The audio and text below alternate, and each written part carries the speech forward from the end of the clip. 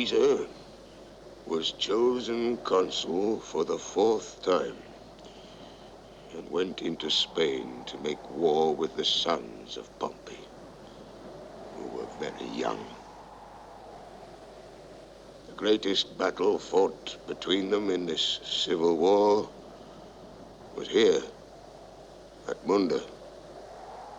And they put Caesar himself in great danger of his life. He slew 30,000 of them in the field and lost of his own men 1,000 of the best he had.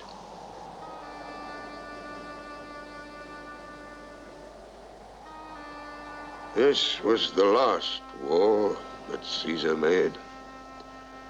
And on his return to Rome, the people named him Perpetual Dictator. Hail, Caesar! Hail, Caesar! Hail, Caesar! Caesar! Caesar!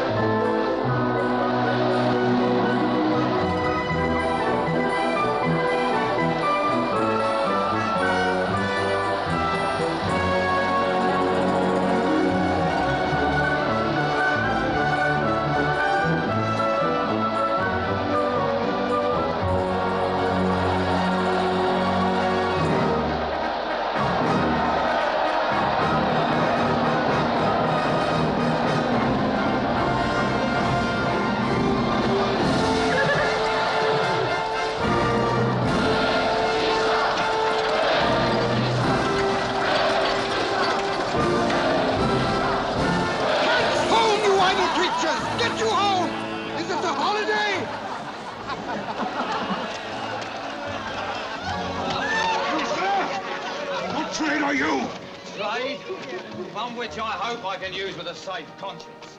Which is indeed, sir, a mender of bad soul. Thou art a cobbler, art thou? Oh, I am indeed, sir. A surgeon to old shoes. And when they be in great danger, I recover them. But wherefore art not in thy shop today? Why dost thou lead these men about the streets? Oh, truly, sir, to wear out their shoes, to get myself into more work. But indeed, sir, we make a holiday to see Caesar. And we rejoice at his triumph!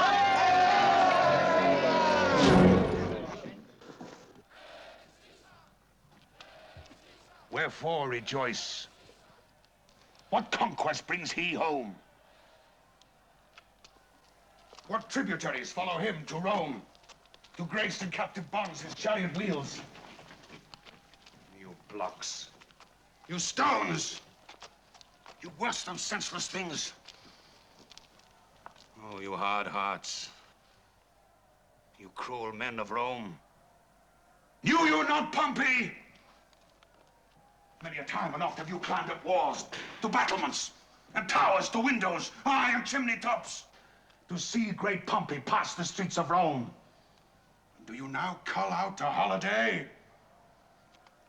And do you now strew flowers in his way, who comes in triumph over Pompey's blood?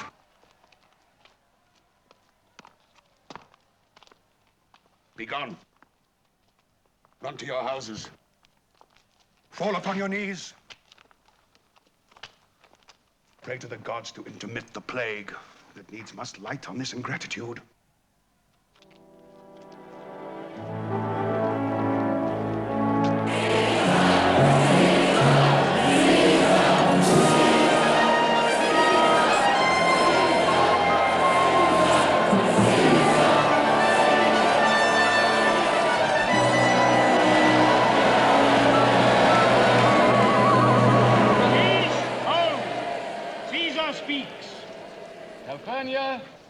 Here, my lord.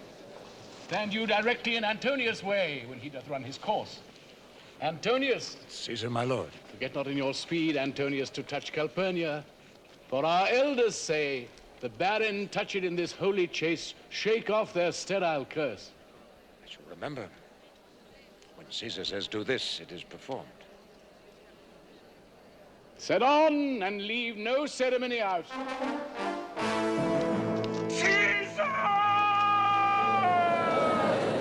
Who called? Let every noise be still. Peace yet again. Who is it in the press that calls on me? I hear a voice shriller than all the music. Cry, Caesar. Speak. Caesar is turned to hear. Beware the Ides of March!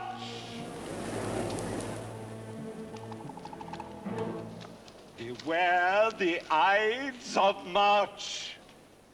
What man is that? A soothsayer bids you beware the Ides of March. Set him before me. Let me see his face. Fellow, come from the throng. Look upon Caesar.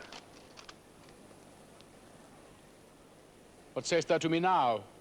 Speak once again. Beware the Ides of March.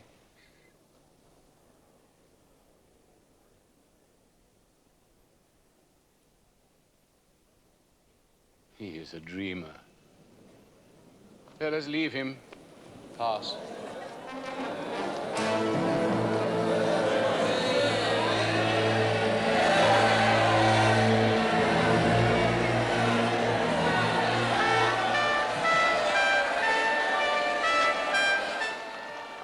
Will you go see the order of the course?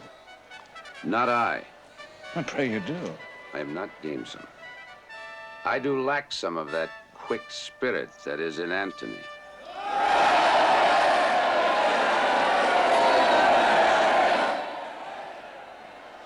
Let me not hinder, Cassius, your desires. I'll leave you.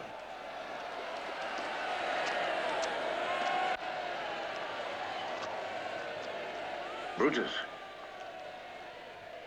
I do observe you now of late. I have not from your eyes that gentleness and show of love as I was wont to have. You bear too stubborn and too strange a hand over your friend that loves you. Tell me, good Brutus, can you see your face? No, Cassius, for the eye sees not itself, but by reflection. I have heard where many of the best respect in Rome, except immortal Caesar, speaking of Brutus and groaning underneath this age's yoke, have wished that noble Brutus had his eyes. Into what dangers would you lead me, Cassius, that you would have me seek into myself for that which is not in me? What means this shouting? I do fear the people choose Caesar for their king. Aye. Do you fear it? Then must I think you would not have it so. I would not, Cassius. Yet I love him well.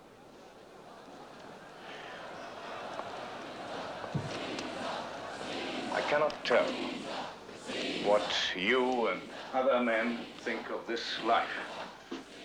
But for my single self, I had as lief not be as live to be in awe of such a thing as I myself. I was born free as Caesar, so were you. We both are fed as well, and we can both endure the winter's cold as well as he.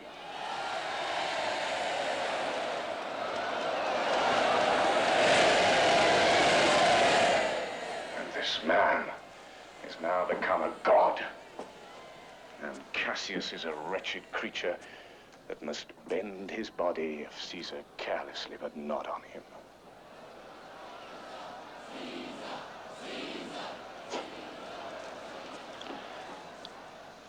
He had a fever when he was in Spain. And when the fit was on him, I did note how he did shake. 'Tis true, this god did shake. His coward lips did from their color fly.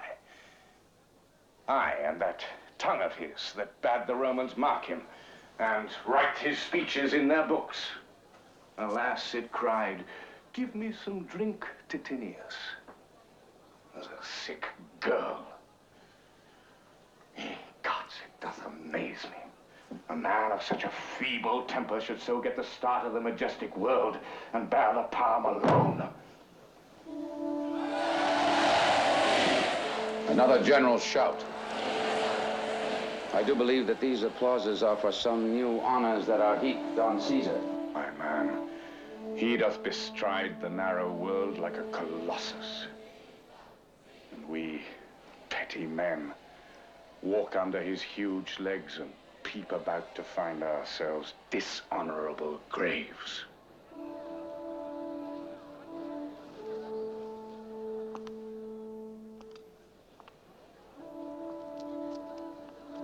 Men, at some time, are masters of their fates. The fault, dear Brutus, is not in our stars, but in ourselves that we are underlings. Brutus and Caesar. What should be in that Caesar? Why should that name be sounded more than yours? Write them together. Yours is as fair a name. Sound them. It doth become the mouth as well. Weigh them, it is as heavy. Conjure with them. Brutus will start a spirit as soon as Caesar.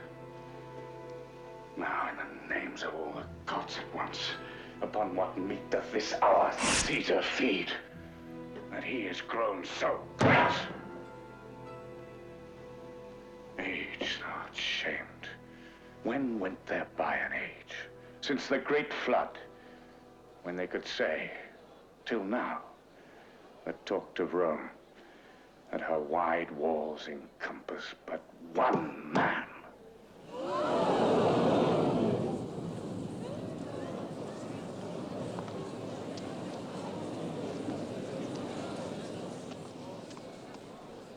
What you have said, I will consider.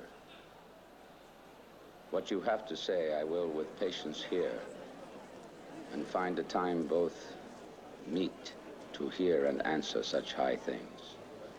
Till then, my noble friend, chew upon this.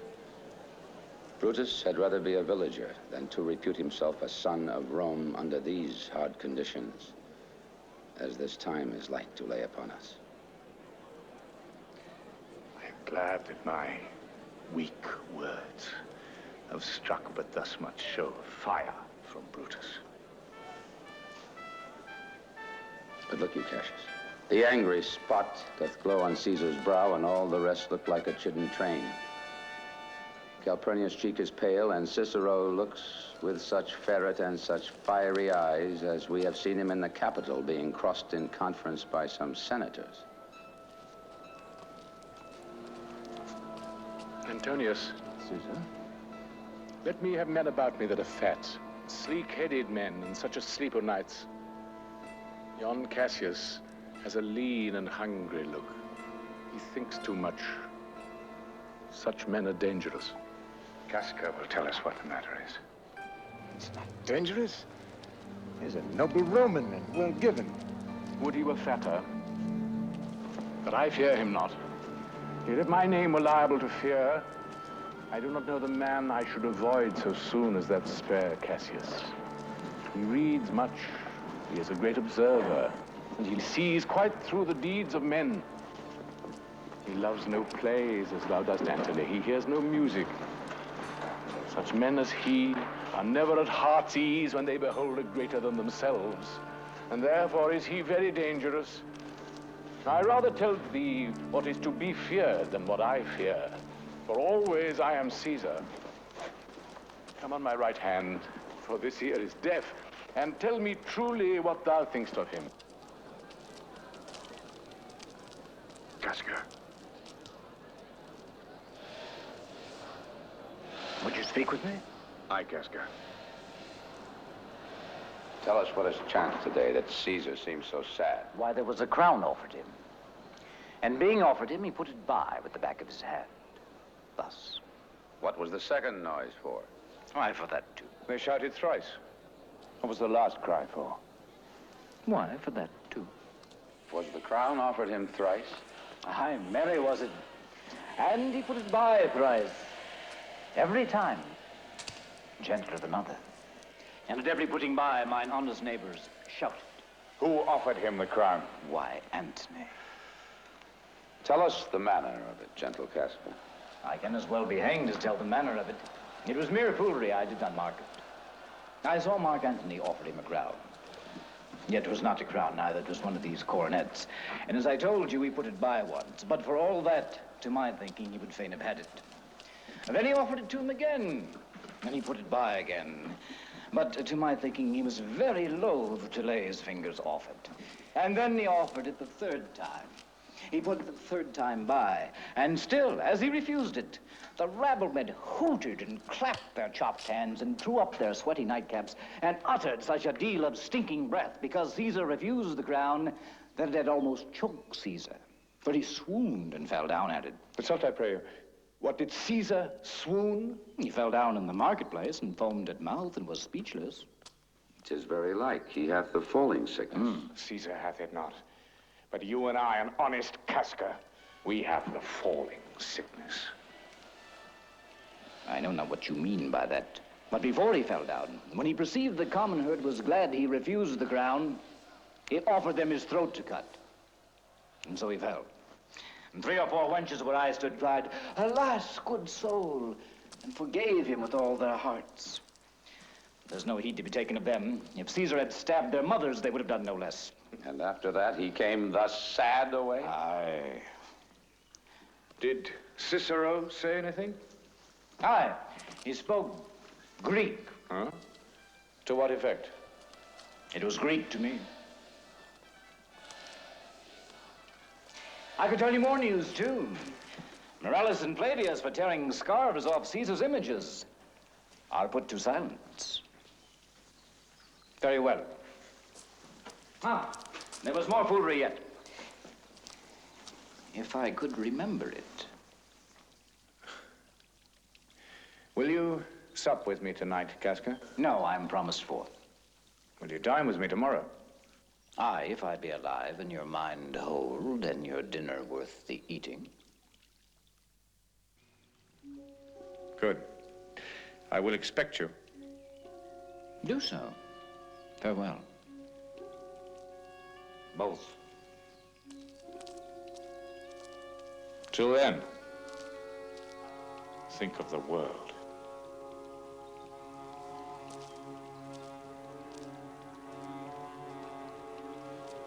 And after this, let Caesar seat him sure. Or we will shake him. Or worse days endure.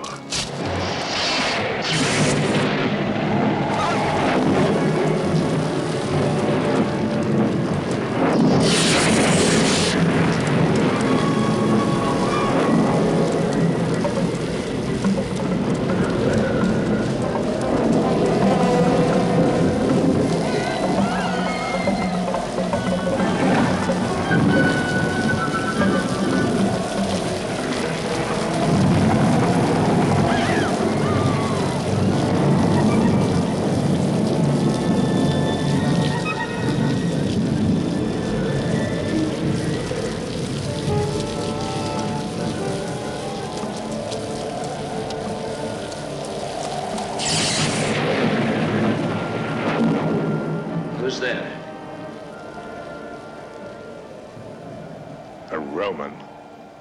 Cassius. What night is this? Whoever knew the heavens meant so. Those that have known the earth so full of faults. Now could I, Casca, name to thee a man most like this dreadful night? A man no mightier than thyself or me in personal action. Yet prodigious grown. And fearful as these strange eruptions are. It is Caesar that you mean. Is it not, Cassius? Let it be who it is. Indeed, they say the senators tomorrow mean to establish Caesar as a king. And he shall wear his crown by sea and land, in every place, save here in Italy. I know where I will wear this dagger, then. Cassius from bondage will deliver Cassius. If I know this, know all the world besides. That part of tyranny that I do bear, I can shake off at pleasure. So can I. So every bondman in his own hand bears the power to cancel his captivity. Why should Caesar be a tyrant, then? What trash is Rome? What rubbish and what offal, when it serves for the base matter to illuminate so vile a thing as Caesar. But, O grief, where hast thou led me? I perhaps speak this before a willing bondman. You speak to Casca, and to such a man that is no fleering telltale. Hold. My hand. Be factious for redress of all these griefs, and I will set this foot of mine as far as who goes farthest. There's a bargain made. Now know you, Casca, I have moved already some certain of the noblest minded Romans to undergo with me an enterprise of honorable, dangerous consequence. Stand close a while. Here comes one in haste. 'Tis Cinna. I know him by his gait. He is a friend. Cinna? Where haste you, sir? To find out you. Who's that?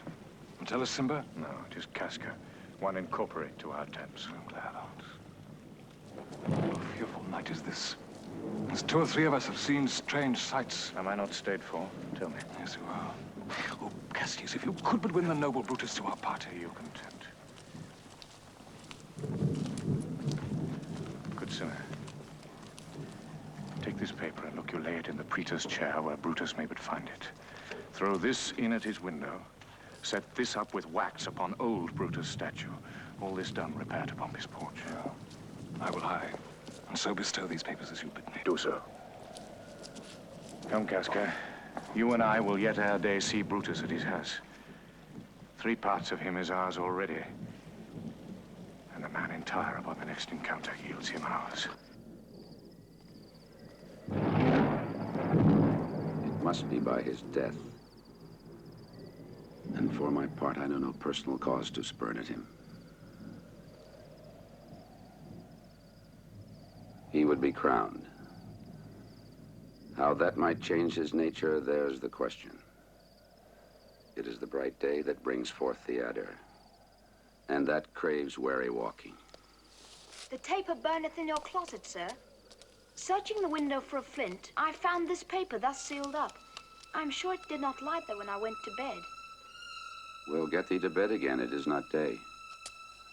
Is not tomorrow, boy, the Ides of March? I know not, sir.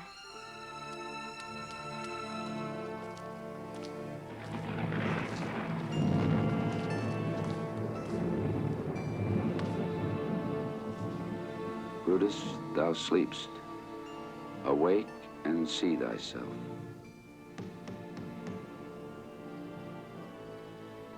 Shall Rome stand under one man's awe?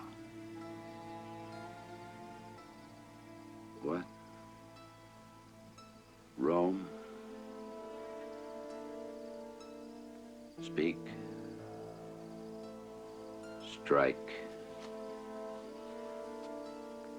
redress. O Rome, I make thee promise. Thou shalt receive thy full petition at the hand of Brutus. They are the faction. Oh, conspiracy.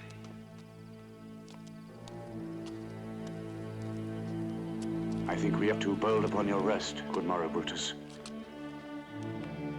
Do we trouble you? I have been up this hour awake all night. Know I these men that come along with you? Yes, every man of them. And no man here but honors you. And every one doth wish you had but that opinion of yourself which every noble Roman bears of you. This is Trebonius. He is welcome hither. This Decius Brutus. He is welcome too. This Casca. This Cinna. And this Metellus Summa. They are all welcome. Shall I entreat a word?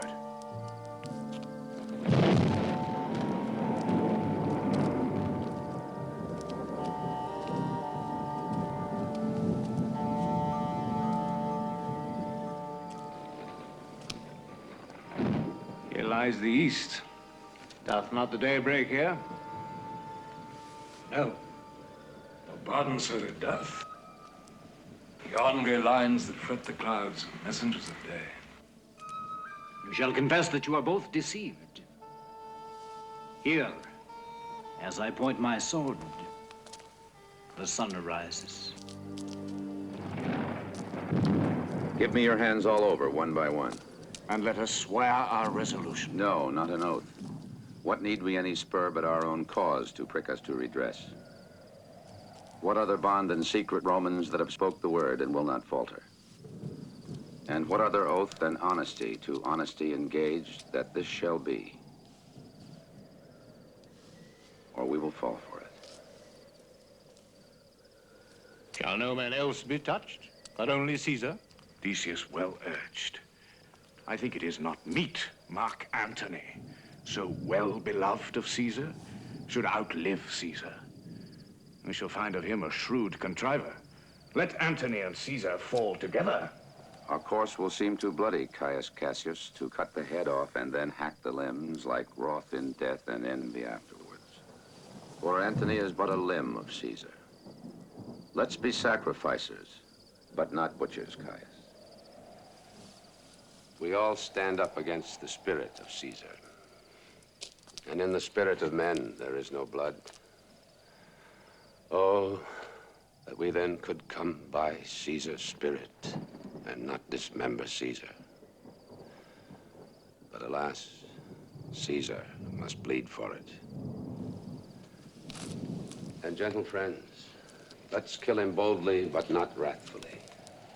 Let's carve him as a dish fit for the gods, not hew him as a carcass fit for hounds. And for Marc Antony, think not of him, for he can do no more than Caesar's arm when Caesar's head is off. Yet I fear him, for in the engrafted love he bears to Caesar. Alas, good Cassius, do not think of him. If he loves Caesar, all that he can do is to himself. Take thought and die for Caesar. And that were much he should, for he is given to sports, to wildness, and much company. But it is doubtful yet whether Caesar will come forth today or no. For he is superstitious grown of late. Maybe these apparent prodigies, the unaccustomed terror of this night, and the persuasion of his augurers, may hold him from the capital today. Never fear that. If he be so resolved, I can o'ersway him. For he loves to hear that unicorns may be betrayed with trees, and bears with glasses, elephants with holes, lions with toils, and men with flatterers. But when I tell him he hates flatterers, he says he does, being then most flattered. Let me work, for I can give his humor the true bent, and I will bring him to the capital. The morning comes upon us, we'll leave you, Brutus. And friends, disperse yourselves, but all remember what you have said. and show yourselves true rollers.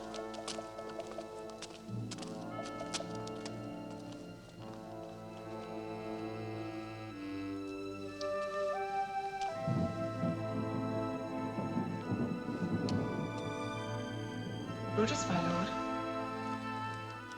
Portia, what mean you? Wherefore rise you now? It is not for your health thus to commit your weak condition to the raw, cold morning. Not for yours, neither. You have ungently, Brutus, stole from my bed. Dear my lord, make me acquainted with your cause of grief. I am not well in health, and that is all. Brutus is wise, and were he not in health, he would embrace the means to come by it. Why, so I do. Good Portia, go to bed. Is Brutus sick? And is it physical to walk unbraced and suck up the humors of the dank morning? What, is Brutus sick? And will he steal out of his wholesome bed to dare the vile contagion of the night and tempt the roomy and unpurged air to add unto his sickness? No, my Brutus. You have some sick offense within your mind, which by the right and virtue of my place I ought to know of. And upon my knees I charm you, by my once commended beauty, by all your vows of love, and that great vow which did incorporate and make us one, that you unfold to me yourself, your half, why you are heavy, and what men tonight have had resort to you. For here have been some 6 or 7 who did hide their faces even from darkness. Kneel not, gentle Portia. I should not need if you were gentle, Brutus.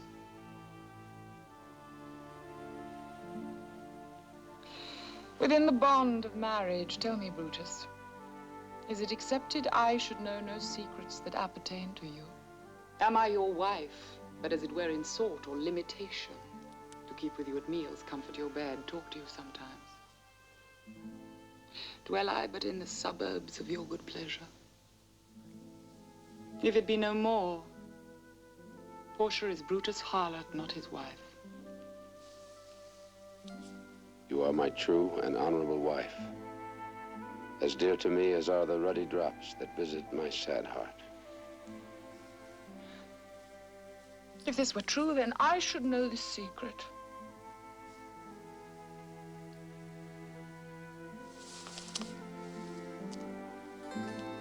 I grant I am a woman, but with all a woman Lord Brutus took to wife. I grant I am a woman, but with all a woman well reputed, Cato's daughter. Think you I am no stronger than my sex, being so fathered and so husbanded? Tell me your counsels, I will not disclose them. I have made strong proof of my constancy. Gods, render me worthy of this noble wife. By and by thy bosom shall partake the secrets of my heart.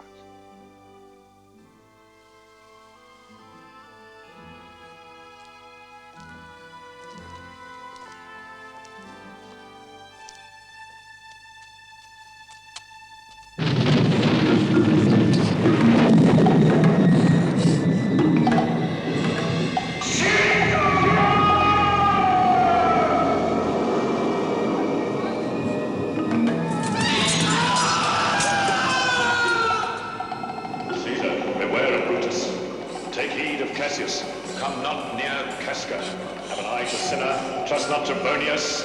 Art well Metellus Simba. Decius Brutus loves thee not. There's but one mind in all these men, and it is bent against Caesar.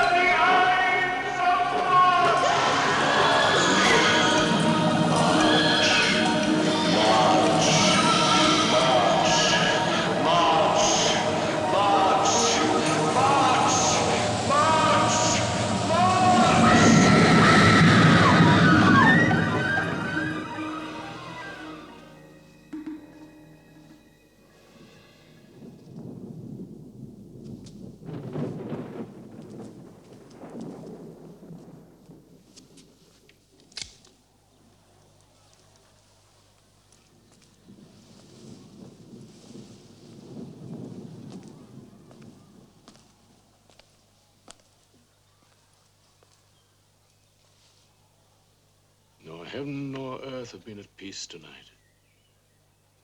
Thrice hath Calpurnia in her sleep cried out, "Help ho, they murder Caesar."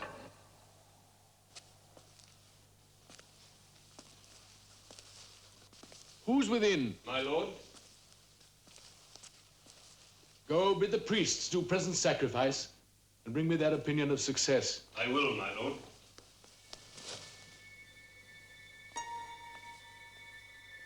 What mean you, Caesar? Think you to walk forth? You shall not stir out of your house today. Caesar shall forth. The things that threaten me ne'er look but on my back. When they shall see the face of Caesar, they are vanished. Caesar, I never stood on ceremonies. Yet now they fright me. There is one within. Besides the thing that we have heard and seen, recounts most horrid sights seen by the watch. Violence hath weltered in the streets, and graves have yawned and yielded up their dead. Fierce fiery warriors fought upon the clouds in ranks and squadrons and right form of war, which drizzled blood upon the Capitol.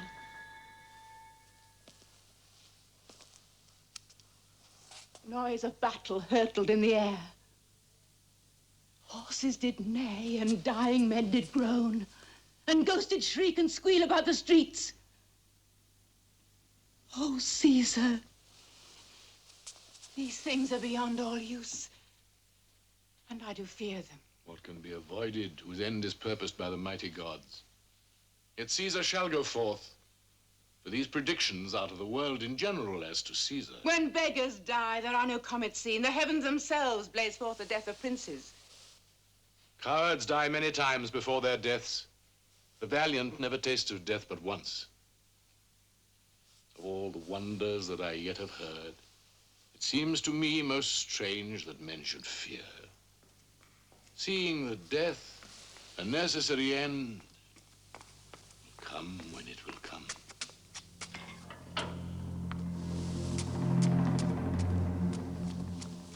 What say the augurers? They would not have you to stir forth today. Plucking the entrails of an offering forth, they could not find a heart within the beast. The gods do this in shame of cowardice. Caesar should be a beast without a heart if he should stay away today through fear. No, Caesar shall not. Danger knows full well that Caesar is more dangerous than he. We are two lions littered in one day, and I the elder and more terrible. And Caesar shall go forth. Alas, my lord, your wisdom is consumed in confidence. Do not go forth today. Call it my fear that keeps you in the house, and not your own. We'll send Marc Antony to the Senate House, and he shall say you are not well today. Let me upon my knee prevail in this. Marc Antony shall say I am not well. And for thy humor, I will stay at home. Here's Decius Brutus, he shall tell them so. Caesar, all hail. Good morrow, worthy Caesar. I come to fetch you to the Senate House. And you are come in very happy time to bear my greetings to the senators and tell them that I will not come today. Cannot is false, and that I dare not falser. I will not come today. Tell them so, Decius. Say he is sick. Shall Caesar send a lie? Have I in conquest stretched mine arm so far to be a fear to tell greybeards the truth? Decius, go tell them Caesar will not come. Most mighty Caesar, let me know some cause, lest I be laughed at when I tell them so. The cause is in my will. I will not come. That is enough to satisfy the Senate. But for your private satisfaction, because I love you, I will let you know Calpurnia, here my wife, stays me at home. She dreamed tonight she saw my statua, which like a fountain with 100 spouts did run pure blood. Many lusty Romans came smiling and did bathe their hands in it. And this does she apply for warnings and portents and evils imminent. And on her knee hath begged that I will stay at home today. This dream is all misinterpreted. It was a vision, fair and fortunate. Your statue spouting blood in many pipes, in which so many smiling Romans bathed, signifies that from you great Rome shall suck reviving blood, and that great men shall press for tinctures, stains, relics, and cognizance. This by Calpurnia's dream is signified. In this way have you well expounded it. I have. When you have heard what I can say. And know it now. The Senate have concluded to give this day a crown to mighty Caesar. If you shall send them word you will not come, their minds may change. Besides, it were a mock apt to be rendered for someone to say, break up the Senate till another time when Caesar's wife shall meet with better dreams. If Caesar hide himself, shall they not whisper, lo, Caesar is afraid? How foolish do your fears seem now, Calpurnia. I am ashamed I did yield to them. Give me my robe, for I will go.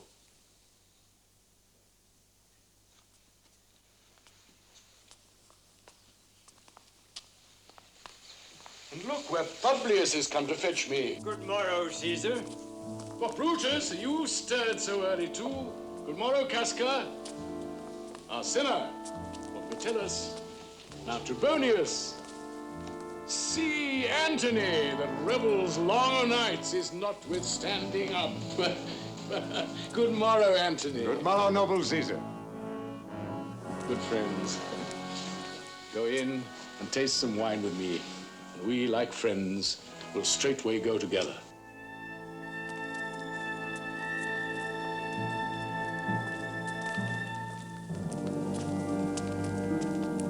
Caesar, beware of Brutus. Take heed of Cassius. Come not near Casca. Have an eye to Cinna. Trust not Trebonius. Mark well Metellus Cimber. Decius Brutus loves thee not.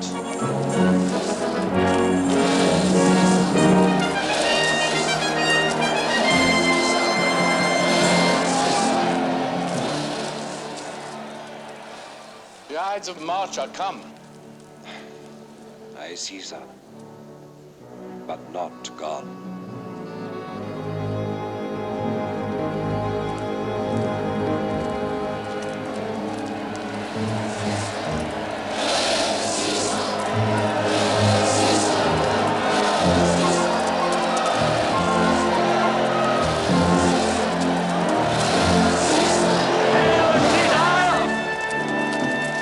Read this schedule. Brutus desire you to read at your best leisure this his humble suit. Who Caesar read mine first? For my suit touches Caesar nearer. Read it, great Caesar. What touches us ourselves shall be last served. Delay not, Caesar. Read it instantly. What, is the fellow mad? But urge you your petitions in the street. Come to the Capitol.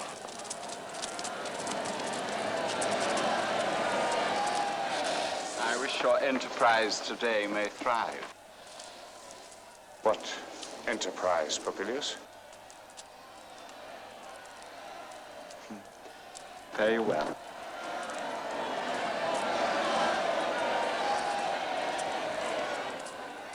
What said Popilius, Lena? We wish today our enterprise might thrive. I fear our purpose is to discover it. Look how he makes to Caesar, mark him. Casca be certain, for we fear prevention. Brutus, what shall be done? If this be known, Cassius or Caesar never shall turn back, for I will slay myself. Cassius, be constant. Popilius Lena speaks not of our purposes, for look, he smiles, and Caesar doth not change.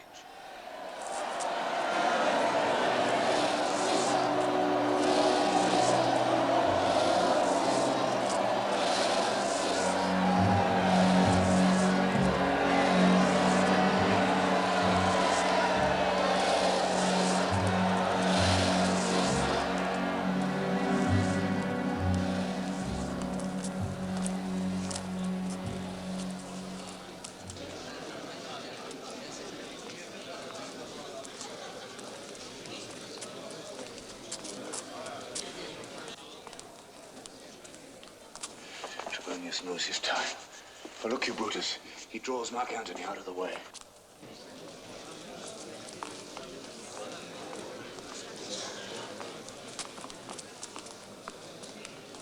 Where is Metellus Cimber? Let him go and presently prefer his suit to Caesar. He is addressed. Press near and second him. Casca. You were the first that raised your hand.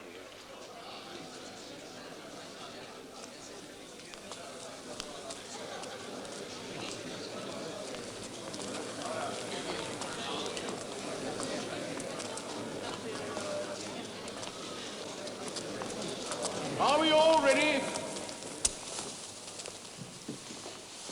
What is now amiss that Caesar and his Senate must redress?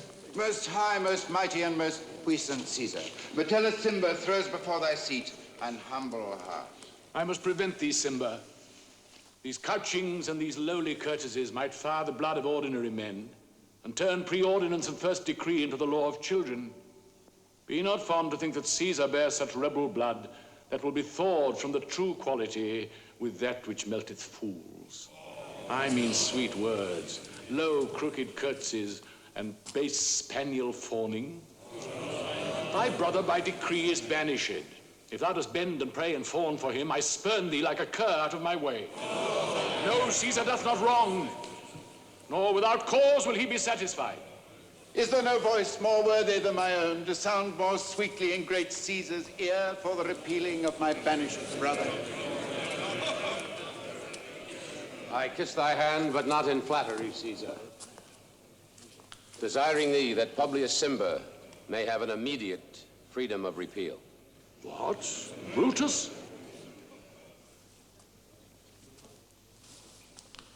Pardon, Caesar, Caesar, pardon.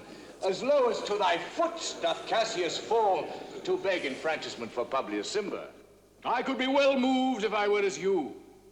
If I could pray to move, prayers would move me. But I am constant as the northern star, of whose true fixed and resting quality there is no fellow in the firmament. The skies are painted with unnumbered sparks. They are all fire, and every one doth shine. But there's but one in all doth hold his place. So in the world, 'tis furnished well with men, and men are flesh and blood and apprehensive. Yet in the number I do know but one, that unassailable holds on his rank unshaped of motion, and that I am he. Let me a little show it even in this, that I am constant. Cimber should be banished, and constant to remain to keep himself. Oh, Caesar! Hence, wilt thou lift up Olympus? Great Caesar! Doth not Brutus bootless kneel? Speak! Hands for me!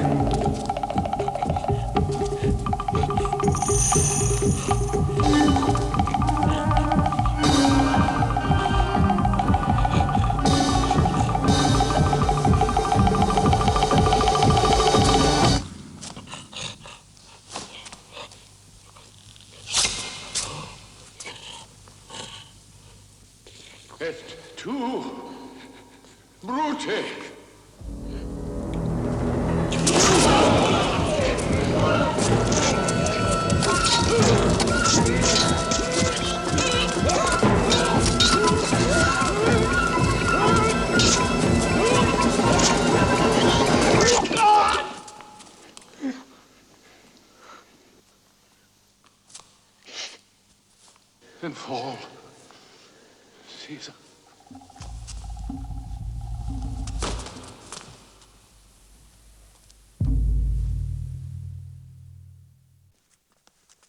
Liberty! Freedom! Tyranny is dead! Run hence! Proclaim! Cry it about the streets! Some to the common pulpits and cry out, liberty, freedom, and enfranchisement! People and senators, be not affrighted!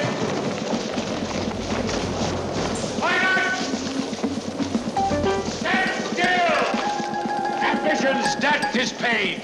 Go to the pulpit, Brutus, and Cassius too. Stand fast together, lest some friend of Caesar's... Not out of standing! Publius, good cheer. There is no harm intended to your person, none under Roman else. So tell them, Publius. And leave us, Publius, lest that the people rushing on us to do your age some harm. Do so, and let no man abide this deed, but we, the doers. Where is Antony? Fled to his house amazed. Men, wives, and children stare, cry out, and run as it were doomsday.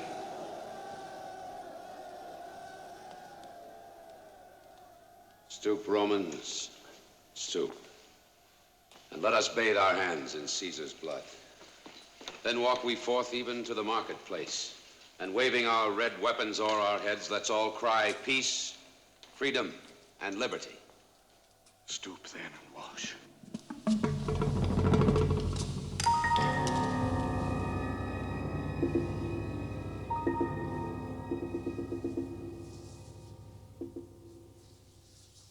How many ages hence shall this our lofty scene be acted o'er? States unborn and accents yet unknown. How many times shall Caesar bleed in sport, that now on Pompey's basis lies along no worthier than the dust? So oft as that shall be, so often shall the not of us be called the men who gave their country liberty. Well, shall we forth? Aye, every man away. Brutus shall lead, and we will grace his heels with the most boldest and best hearts of Rome. Soft. Who comes here?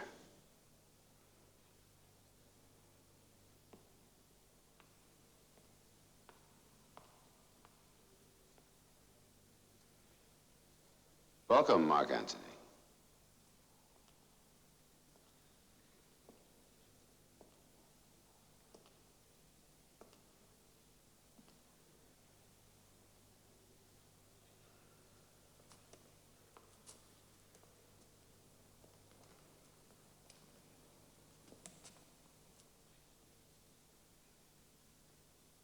Mighty Caesar, dost thou lie so low? Are all thy conquests, glories, triumphs, spoils, shrunk to this little measure? Fare thee well.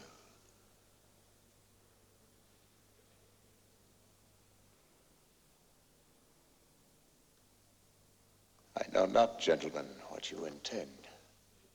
Who else must be let blood? Who else is rank? If I myself, there is no hour so fit as Caesar's death hour, nor no instrument of half that worth as those your swords, made rich with the most noble blood of all this world. I do beseech ye, if you bear me hard, now, whilst your purpled hands do reek and smoke, fulfill your pleasure. Live 1,000 years, I shall not find myself so apt to die. No place will please me so, no mean of death is here by Caesar and by you cut off. The choice and master spirits of the age. Go, Antony. Beg not your death of us, though now we must appear bloody and cruel, as by our hands, and this our present act you see we do. Yet see you but our hands, and this the bleeding business they have done. Our hearts you see not. They are pitiful. For your part, to you our swords have leaden points, Marc Antony. Your voice shall be as strong as any man's in the disposing of new dignities. Only be patient till we have appeased the multitude beside themselves with fear, and then we will deliver you the cause why I, that did love Caesar when I struck him, have thus proceeded. I doubt not of your wisdom.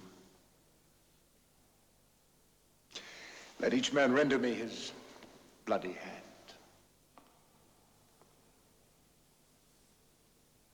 First, Marcus Brutus, will I shake with you. Next, Caius Cassius, do I take your hand.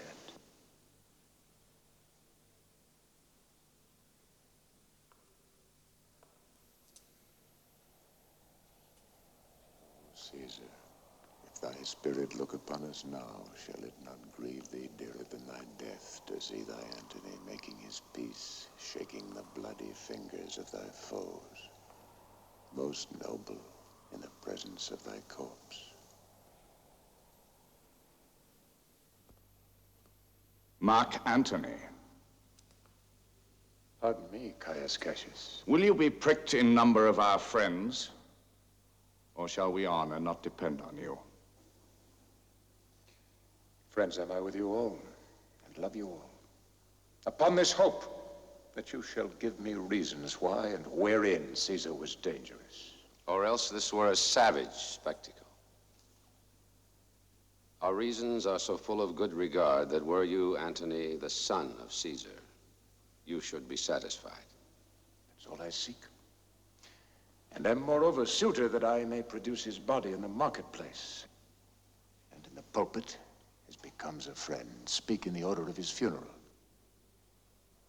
You shall, Marc Antony. Brutus, a word with you. No, what you do. Do not consent that Antony speak in his funeral. Know you not how much the people may be moved by that which he will utter?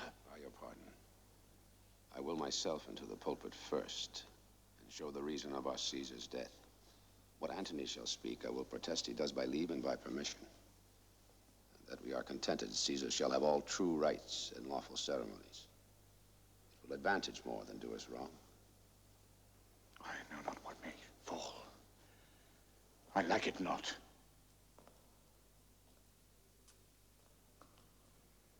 Marc Antony, here, take you Caesar's body. You shall not in your funeral speech blame us, but speak all good you can devise of Caesar and say you do it by our permission. Else shall you not have any hand at all about his funeral. And you shall speak in the same pulpit whereto I am going after my speech is ended. Be it so.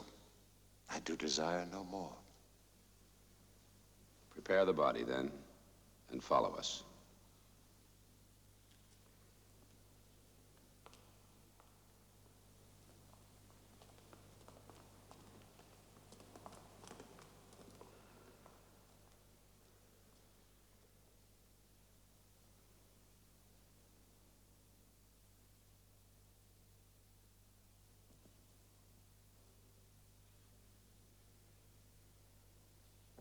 Pardon me, thou bleeding piece of earth, that I am meek and gentle with these butchers. Thou art the ruin of the noblest man that ever lived in the tide of times.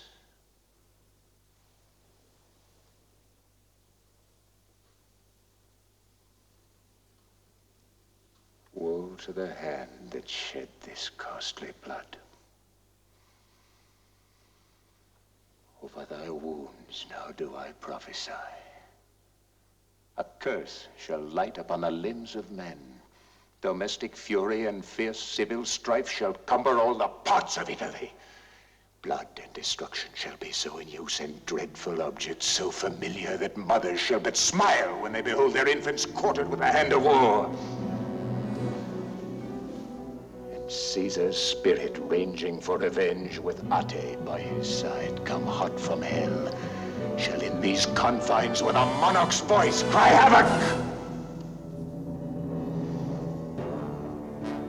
And let slip the dogs of war.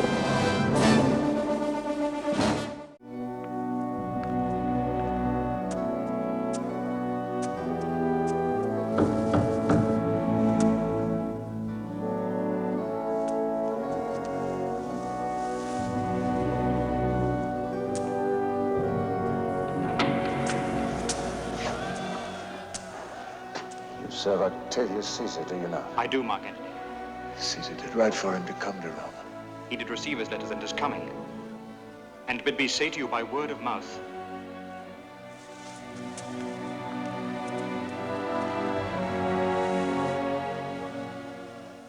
O Caesar. Passion I see is catching. Is your master coming? He lies this night within 7 leagues of Rome. Here's a morning Rome, a dangerous Rome. No Rome of safety for Octavius yet. Ride hence and tell him so. Yet stay a while, till I've borne this corpse into the marketplace. And tried there how the people take the cruel issue of these bloody men. They will be satisfied! We shall be satisfied! And follow me! And give me audience, friends! Cassius, go you into the other street and part the numbers. Those that will hear me speak, let them stay here. And public reasons shall be rendered of Caesar's death.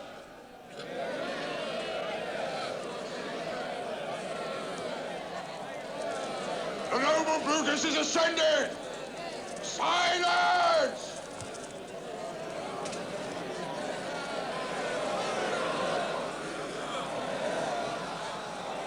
Be patient till the last.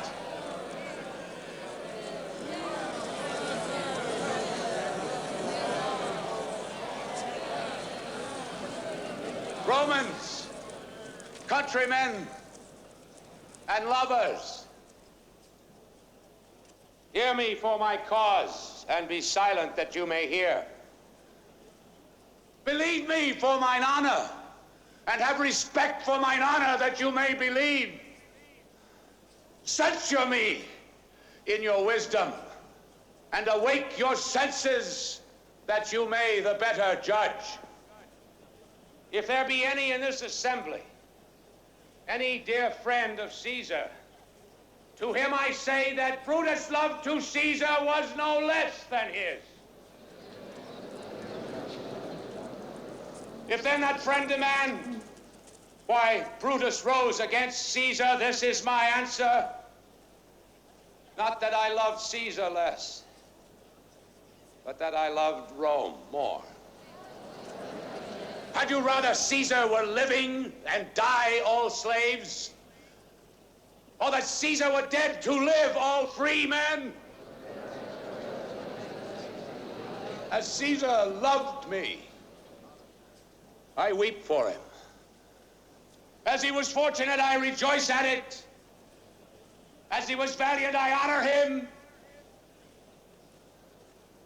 But as he was ambitious, I slew him. There is tears for his love, joy for his fortune, honor for his valor, and death for his ambition. Who is here so base that would be a bondman? If any, speak. For him have I offended. Who is here so rude that would not be a Roman? If any, speak.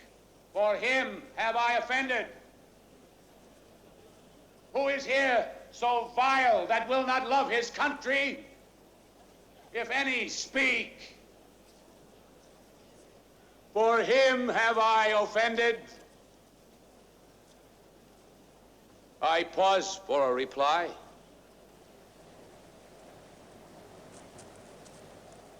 None, Brutus! None! Then none have I offended. Here comes his body, mourned by Marc Antony, who, though he had no hand in Caesar's death, shall receive the benefit of his dying, a place in the Commonwealth, as which of you shall not?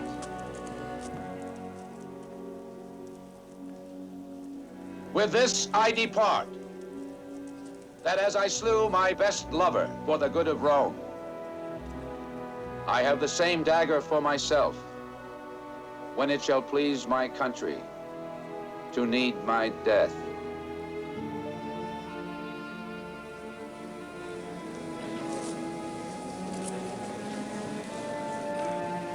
Live, Brutus! Statue with his ancestors! Let him be Caesar! Caesar's better parts will be crowned in Brutus! We'll bring him to his house and shouts and clamors! My countrymen! Peace! Silence! Peace! Brutus speaks! Peace!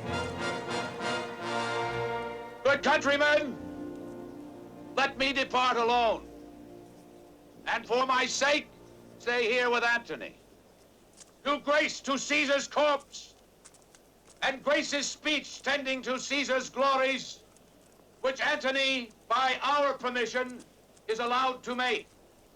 I do entreat you, not a man depart, save I alone, till Antony have spoke. Stay ho! We'll hear Marc Antony. We'll hear him. Noble Antony, go up! For Brutus' sake, I am beholden to you. What does he say of Brutus? He says for Brutus' sake, he finds himself beholding to us all. To abet. There be no harm of Brutus here. This Caesar was a tyrant. That's certain. We are blessed that Rome is rid of him. You gentle Roman. Peace. Let us hear him. Friends, Romans, countrymen, lend me your ears. I come to bury Caesar, not to praise him. The evil that men do lives after them. The good is often interred with their bones. So let it be with Caesar.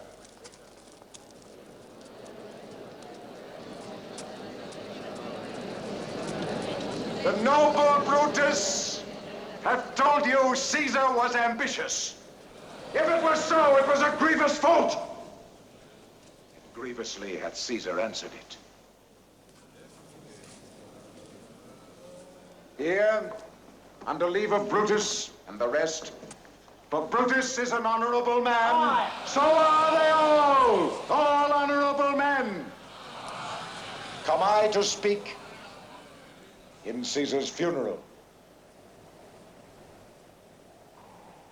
He was my friend, faithful and just to me. But Brutus says he was ambitious.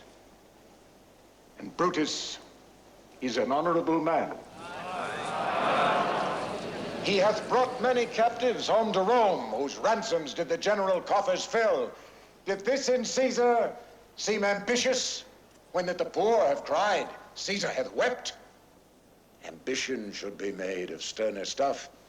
Yet Brutus says he was ambitious, and Brutus is an honorable man. You all did see that on the Lupercal I thrice presented him a kingly crown which he did thrice refuse.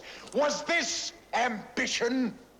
Yet Brutus says he was ambitious, and sure, he is an honorable man. I speak not to disprove what Brutus spoke, but here I am to speak what I do know. You all did love him once, not without cause. What cause withholds you then to mourn for him? Judgment, thou art fled to brutish beasts, and men have lost their reason.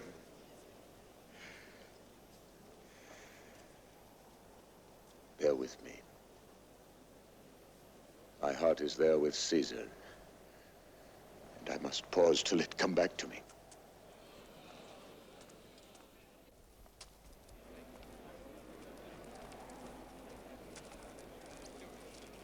Methinks there is much reason in his sayings. If thou consider rightly of the matter, Caesar has had a great wrong.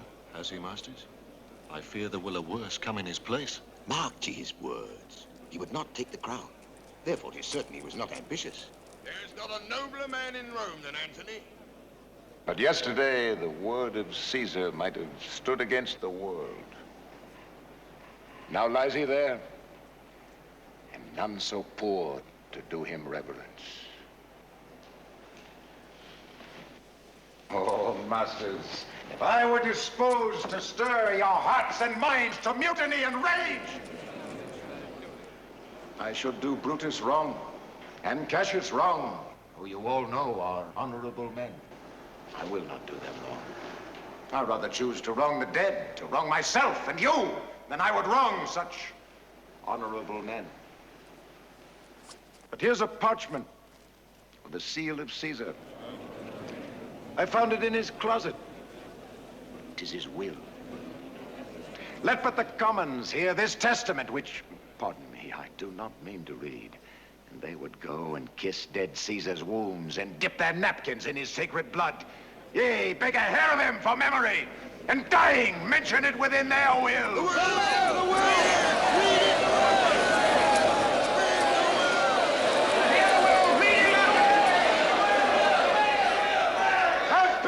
Gentle friends, I must not read it. It is not meet you know how Caesar loved you. You are not wood, you are not stones, but men. And being men, hearing the will of Caesar, it will inflame you, it will make you mad. 'Tis good you know not that you are his heirs. For if you should, oh, what would come of it? No, patience! Will you stay a while? I have overshot myself to tell you of it. I fear I wrong the honorable men whose daggers have stabbed Caesar. I do fear it. They were traitors.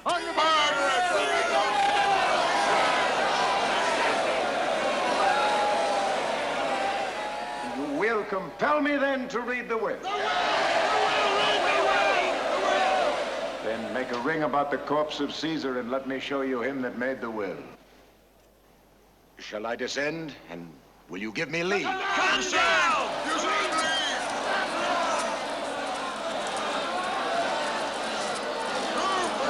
That's not so important. Stand far off.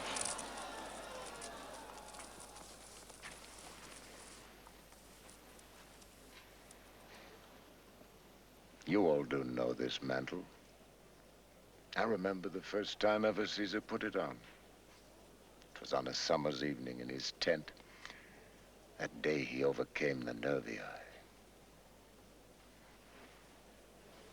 Look, in this place ran Cassius' dagger through. Oh, see what a rent the envious Casca made. Through here, the well-beloved Brutus stabbed. Plucked his cursed steel away. Mark of the blood of Caesar followed it. For Brutus, as you know, was Caesar's angel. Judge, oh ye gods, how dearly Caesar loved him. For this was the most unkindest cut of all. For when the noble Caesar saw him stab, ingratitude, more strong than traitor's arms, quite vanquished him. Then burst his mighty heart, and in his mantle muffling up his face, even at the base of Pompey's statue, which all the while ran blood, great Caesar fell. Oh, what a fall was there, my countrymen. And I and you and all of us fell down, whilst bloody treason flourished over us. Kind soul, what? Weep you when you but behold our Caesar's vesture wounded? Look you here! Here is himself, marred as you see with traitors. Oh, piteous spectacle. Oh, noble Caesar! Say, countrymen! Good friends! Sweet friends! Let me not stir you up to such a sudden flood of mutiny. They that have done this deed are honorable. What private griefs they have, alas, I know not that made them do it. They are wise and honorable and will no doubt with reasons answer you. I come not, friends, to steal away your hearts.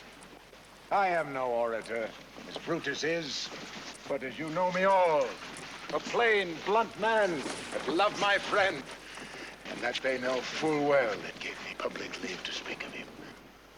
For I have neither wit, nor words, nor power of speech to stir men's blood. I only speak right on. I tell you that which you yourselves do know. Show you sweet Caesar's wounds, poor, dumb mouths, and bid them speak for me. But were I Brutus, and Brutus Antony, ere were an Antony would ruffle up your spirits and put a tongue in every wound of Caesar's that should move the stones of Rome to rise and mutiny!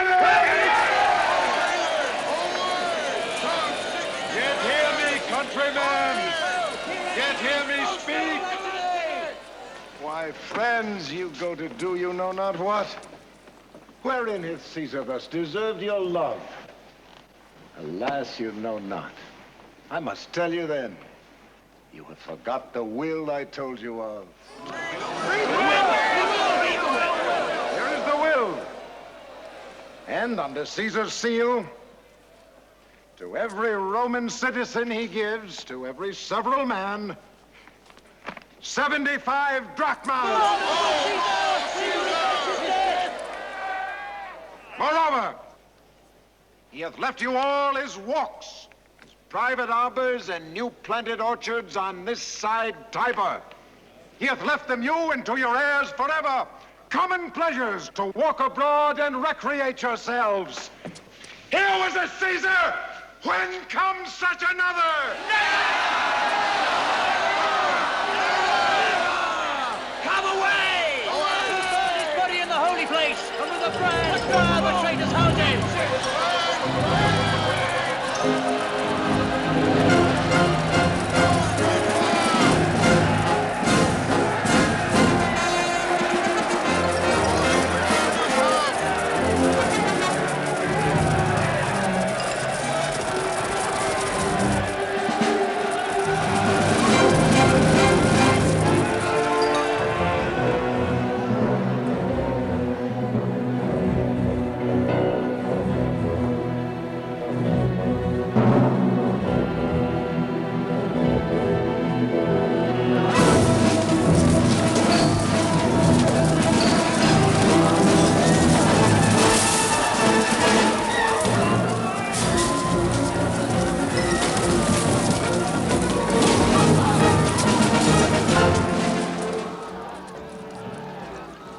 Now let it work. Mischief, thou art afoot. Take thou what course thou wilt. How now, fellow? Sir, Octavius has already come to Rome. Where is he now? He and Brutus are at Caesar's house. He comes upon a wish. Fortune is merry, and in this mood will give us anything. I heard him say Brutus and Cassius are rid like madmen through the gates of Rome. Belike they had some notice of the people. How I had moved them.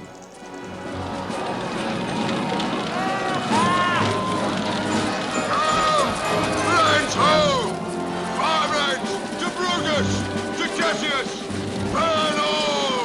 Set the Theseus' house and set the casket! Away! Go!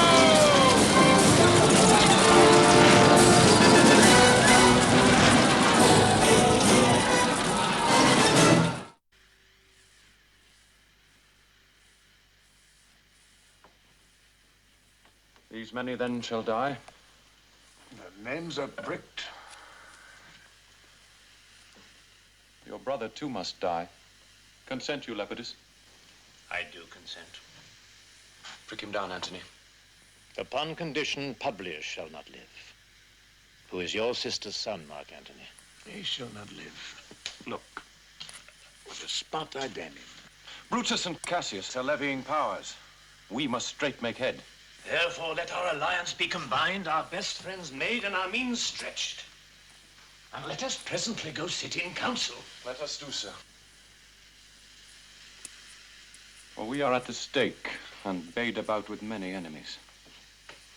And some that smile have in their hearts, I fear, millions of mischiefs. Lepidus, do you fetch Caesar's will? We shall determine how to cut off some charge in legacy.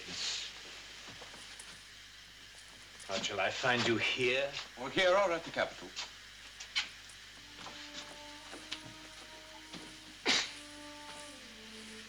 This is a slight, unmeritable man, meet to be sent on errands. Is it fit the threefold world divided, he should stand one of the three to share it? He's a tried and valiant soldier. So is my horse, Octavius.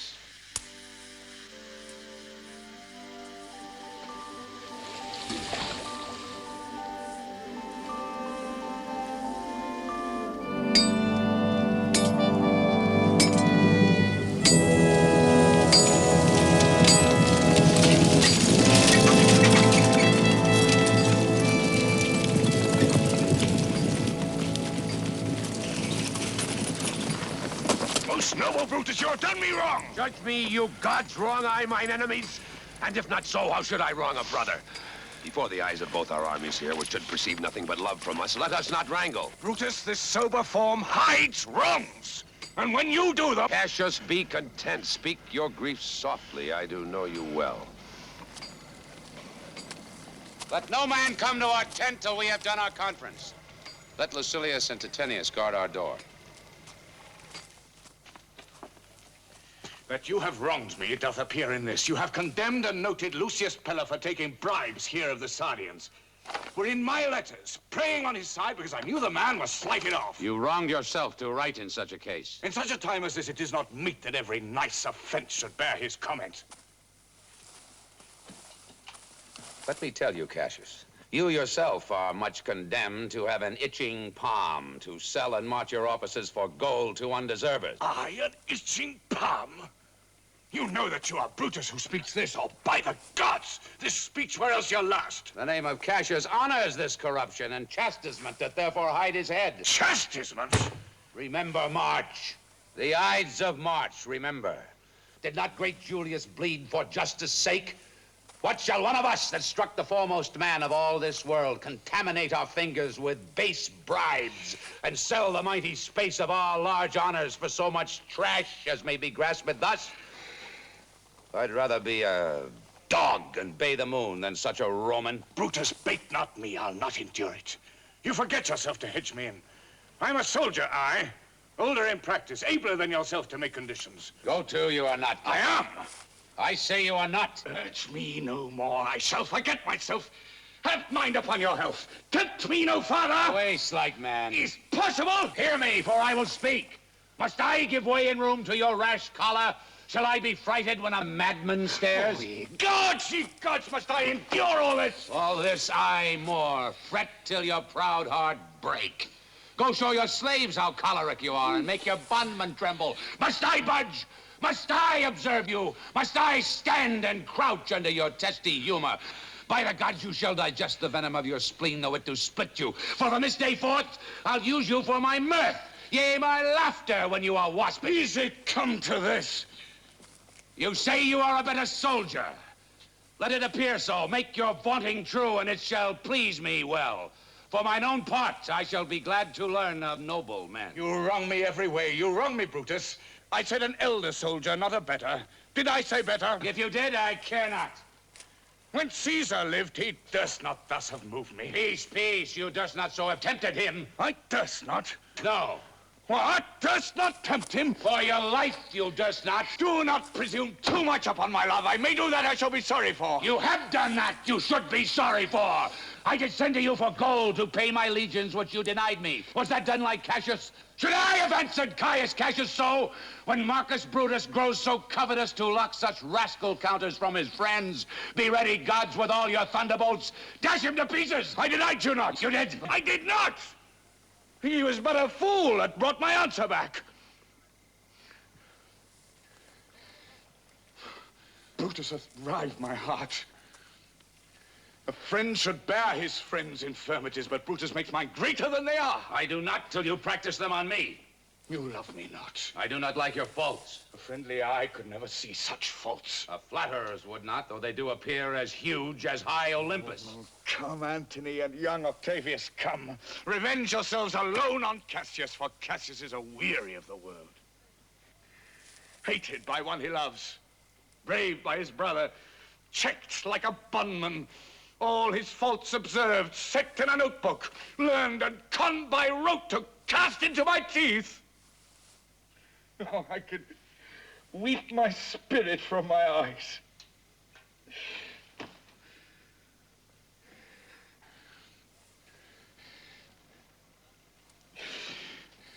There is my dagger. And here my naked breast, within a heart, dearer than Pluto's mine, richer than gold. If that thou be'st a Roman, take it forth.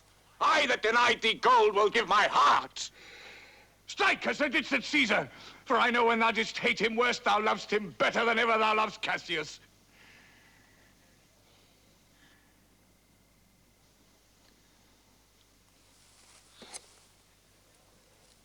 Sheathe thy dagger. Be angry when you will, it shall have scope.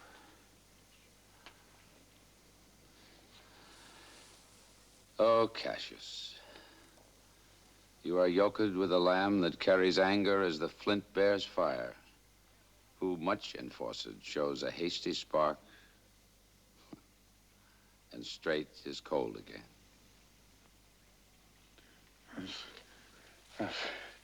Cassius lived to be but mirth and laughter to his Brutus when grief and blood ill-tempered vexeth him. When I spoke that, I was ill-tempered, too. Do you confess so much? Give me your hand. And my heart, too.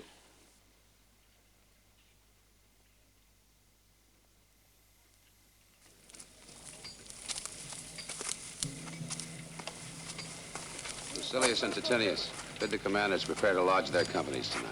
And come yourselves and bring Messala with you immediately to us. Lucius, a bowl of wine.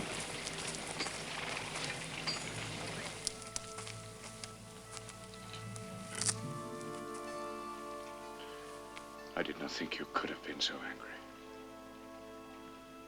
Oh, Cassius, I am sick of many griefs. Portia is dead.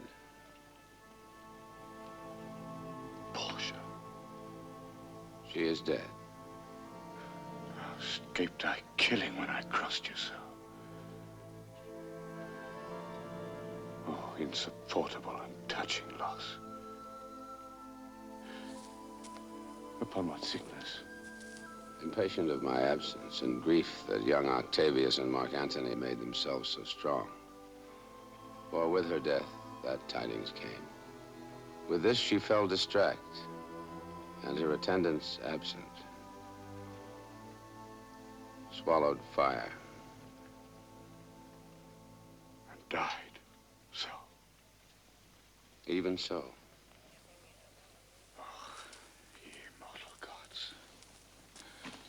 Speak no more of her. Give me a bowl of wine.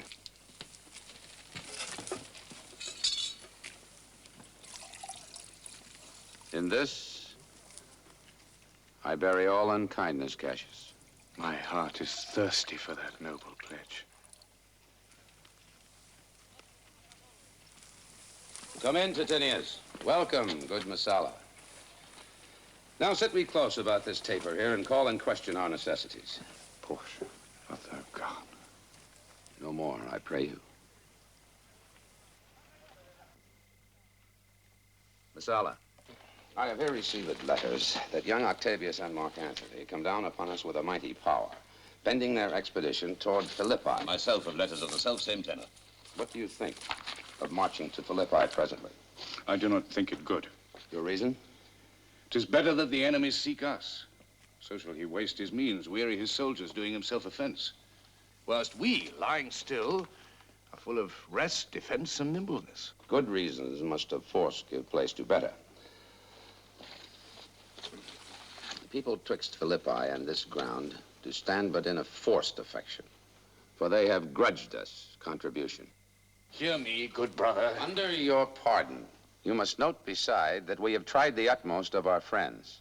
Our legions are brimful, our cause is ripe. The enemy increaseth every day. We at the height are ready to decline. There is a tide in the affairs of men which, taken at the flood, leads on to fortune. Omitted, all the voyage of their life is bound in shallows and in miseries. On such a full sea are we now afloat. And we must take the current when it serves, or lose our ventures.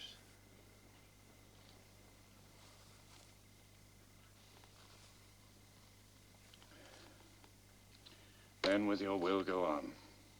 We'll along ourselves and meet them at Philippi. The deep of night has crept upon our talk, and nature must obey necessity, which we will niggard with a little rest. There is no more to say? No more. Good night. Early tomorrow will we rise and hence. Lucius, my gown. Farewell, good Messala. Good night, Titinius. Noble Cassius. Good night, and good repose. Oh, my dear brother, this was an ill beginning of the night. Never come such division between our souls. Let it not, Brutus. Everything is well. Good night, my lord. Good night, good brother. Good night, Lord Brutus. Farewell, everyone.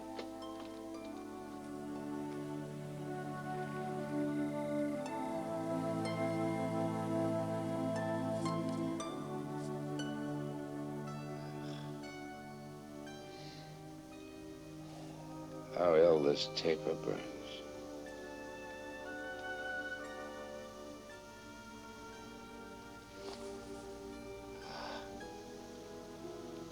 Who comes here? I think it is the weakness of mine eyes that shapes this monstrous apparition. It comes upon me.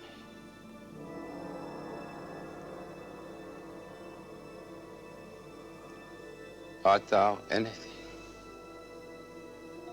Art thou some god, some angel, or some devil that makes my blood cold and my hair to stare? Speak to me what thou art. Thy evil spirit, Brutus. Why comest thou? To tell thee thou shalt see me at Philippi. Well, then I shall see thee again. Aye, at Philippi.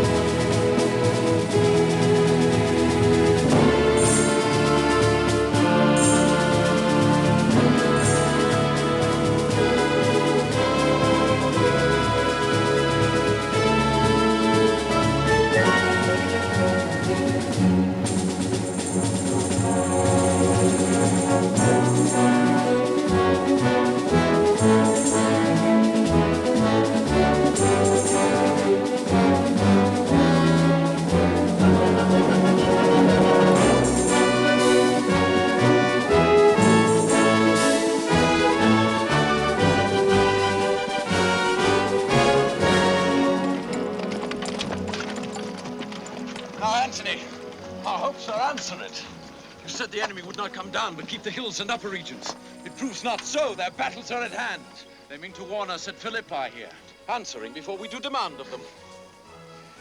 I am in their bosoms, and I know wherefore they do it. They come down with fearful bravery, thinking by this to fasten in our thoughts that they have courage. But 'tis not so. Prepare, you generals! The enemy comes on in gallant show! Their bloody sign of battle is hung out, and something to be done immediately! Octavius, lead your legion softly on. Upon the left hand of the even field. Upon the right hand, I. Keep thou the left. Why do you cross me in this exigent? I do not cross you, but I will do so.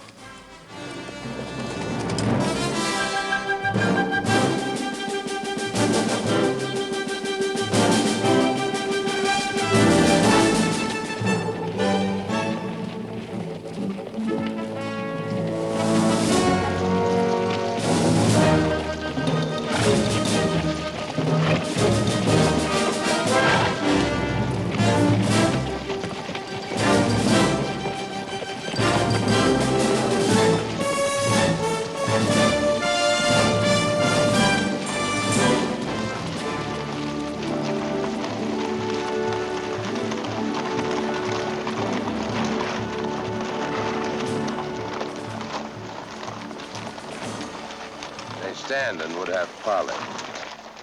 Stand fast, Lucilius. We must out and talk.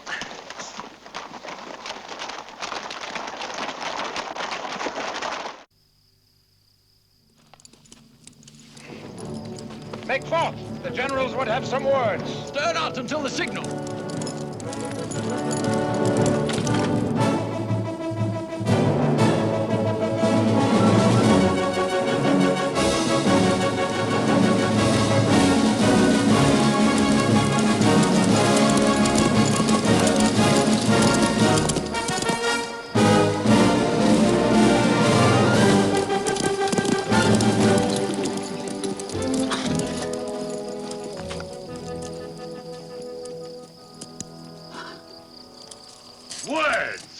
before blows. Is it so, countrymen? Not that we love words better as you do.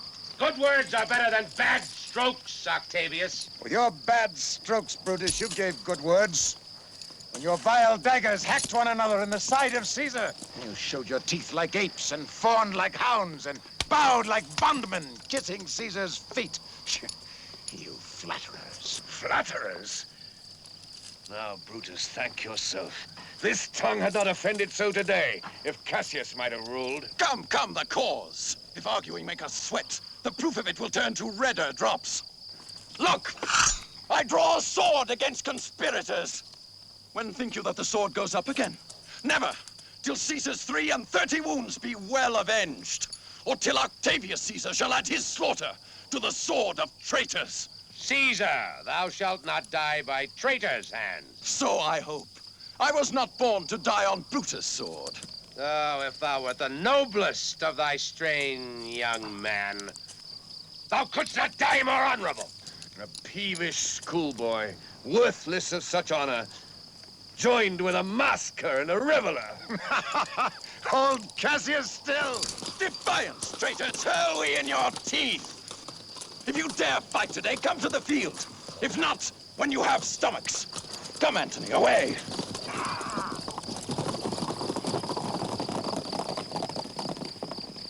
Why now? Blow wind, swell billow, and swim bark. The storm is up, and all is on the hazard. Now, most noble Brutus, the gods today stand friendly, that we may, lovers in peace, lead on our days to age. The same day must end the work the Ides of March begun. And whether we shall meet again, I know not. Therefore, our everlasting farewell take. Forever and forever farewell, Cassius. If we do meet again, why, we shall smile. If not, why, then this parting was well made. Forever and forever farewell, Brutus. If we do meet again, we'll smile indeed. If not, 'tis true. This parting was well made. Why then, lead on.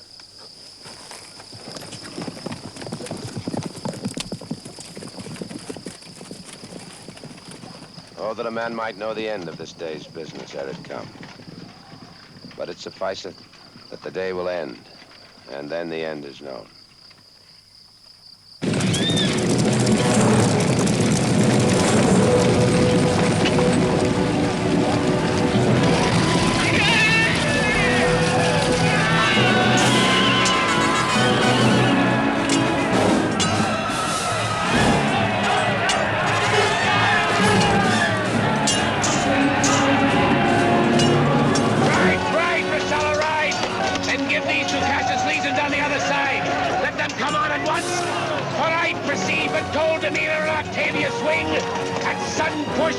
Give them the overthrow!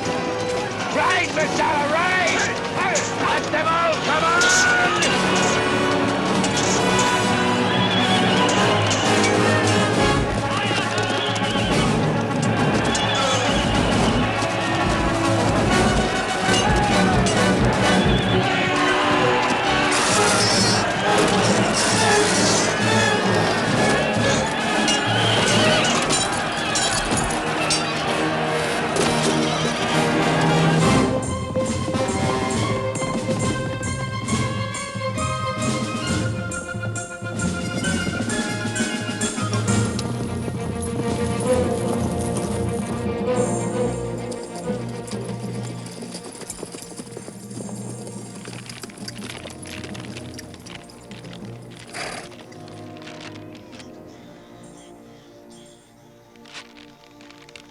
Be thou my witness, Messala, that against my will am I compelled to set upon one battle all our liberties. Coming from Sardis, on our forward ensign, 2 mighty eagles fell. And there they perched, gorging and feeding from our soldiers' hands. This morning are they fled away and gone. In their stead stood ravens, crows, and kites fly over our heads. Downward look on us as we were sickly prey. And their shadows seem a canopy most fatal. which our army lies ready to give up the ghost. Believe not so. I but believe it partly. For I am fresh of spirit, and resolved to meet all dangers very constantly.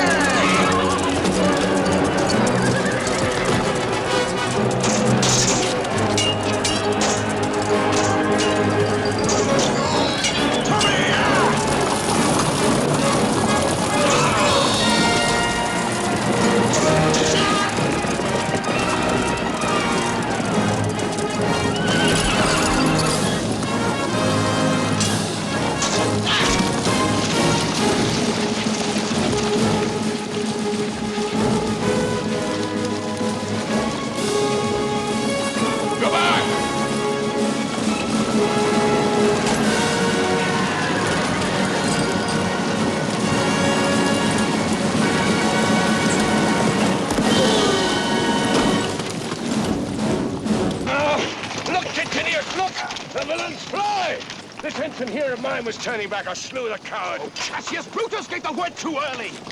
Having some advantage on Octavius, took it too eagerly. His soldiers fell to spoil. Was we by Antony are all enclosed. Fly further off, my lord. Fly further off. Marc Antony's in your tents, my lord. This hill is far enough. Look, Titinius. Are those my tents where I perceive the fire? Titinius, if thou lovest me, mount thou my horse and hide thy spurs in him, that I may rest assured whether yon troops be friend or enemy. Go, Pinderus, get higher on the hill. My sight was ever thick. Regard, Titinius, and tell me what thou knowest about the field.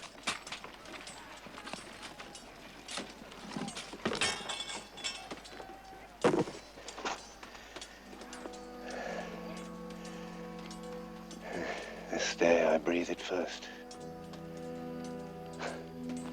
This is my birthday. Time's come round.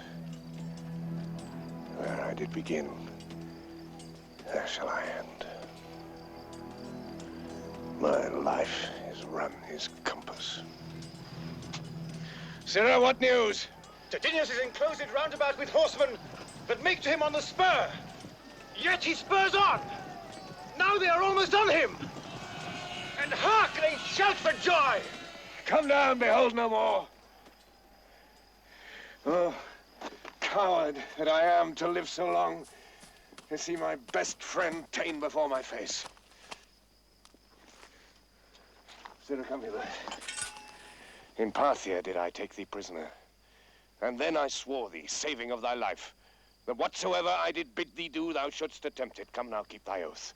Now be a freeman, and with this good sword that ran through Caesar's bowels, search this bosom. Stand not to answer. Take thou the hilts, and when my face is covered, as 'tis now, guide thou the sword.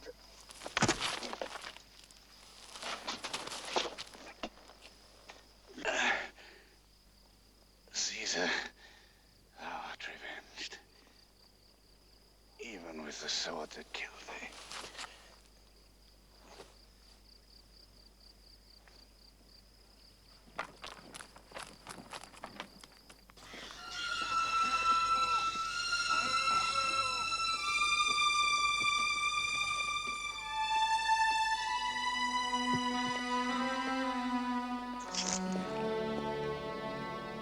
He is slain.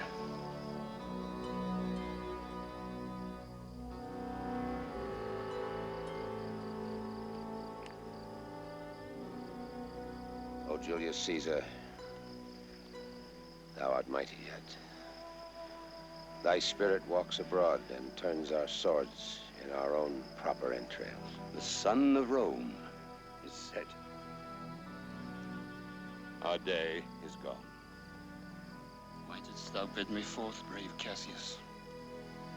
Did I not meet thy friends? And did they not put on my brows this wreath of victory, and bid me give it thee?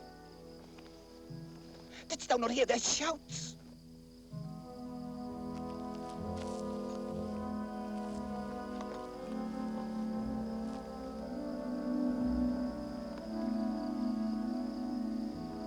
The last of all the Romans, fare thee well.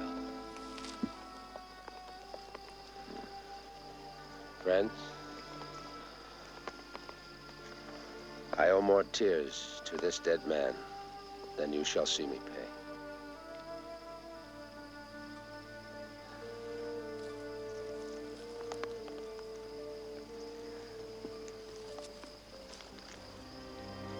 I shall find time, Cassius. I shall find time.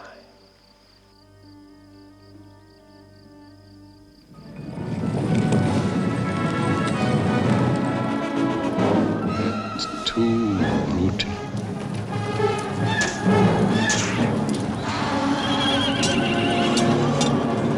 This is not Brutus, friend. Keep this man safe.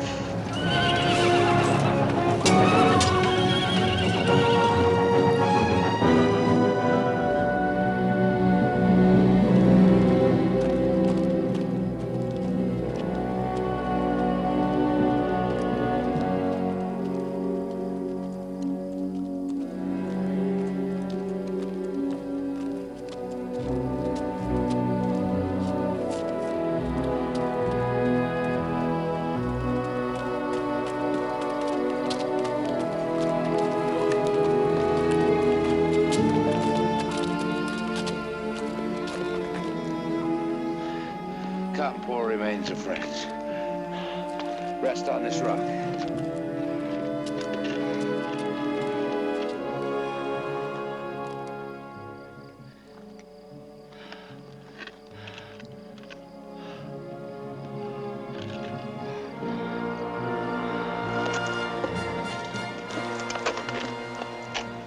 Good Volumnius, list a word.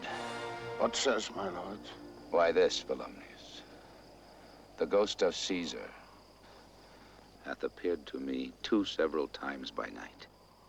At Sardis once, and this last night here, in Philippi fields. I know my hour is come. Not so, my lord. Nay, I am sure it is, Volumnius. Thou seest the world, Volumnius, how it goes. Our enemies have beat us to the pit. It is more worthy to leap in ourselves than tarry till they push us. Good Volumnius, thou knowest that we two went to school together. Even for that, our love of old, I prithee. Hold thou my sword hilt whilst I run on it. That's not an office for a friend, my lord. Fly, my lord, fly! There's no tarrying here.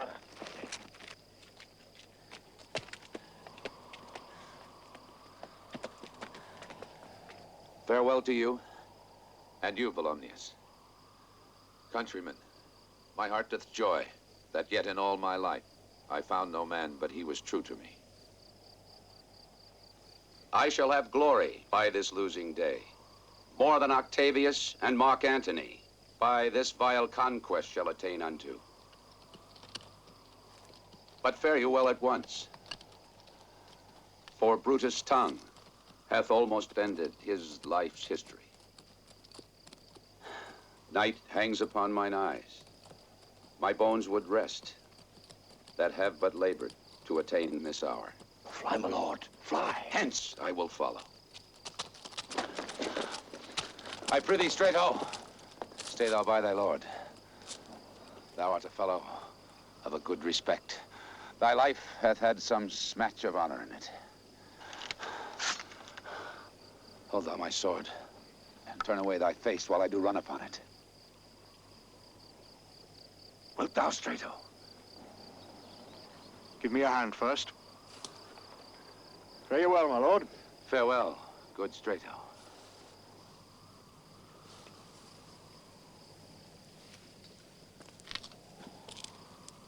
Caesar, now be still. I killed not thee with half so good a will.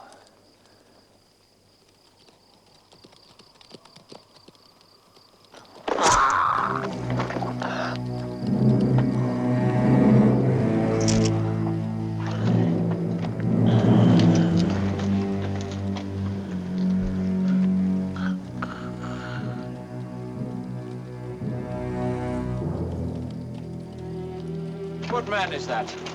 My master's man.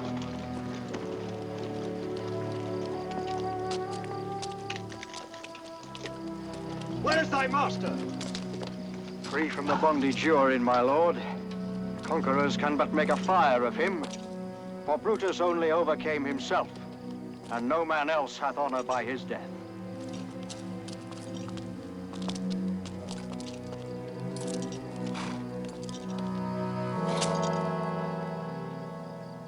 How died he, Strato? I held the sword, and he did run on it.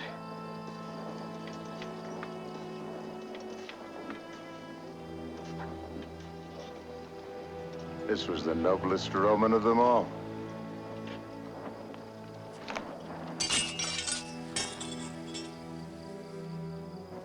All the conspirators, save only he, did that they did in envy of great Caesar. He only, a general honest thought of common good to all, made one of them. His life was gentle. The elements so mixed in him that nature might stand up and say to all the world, this was a man.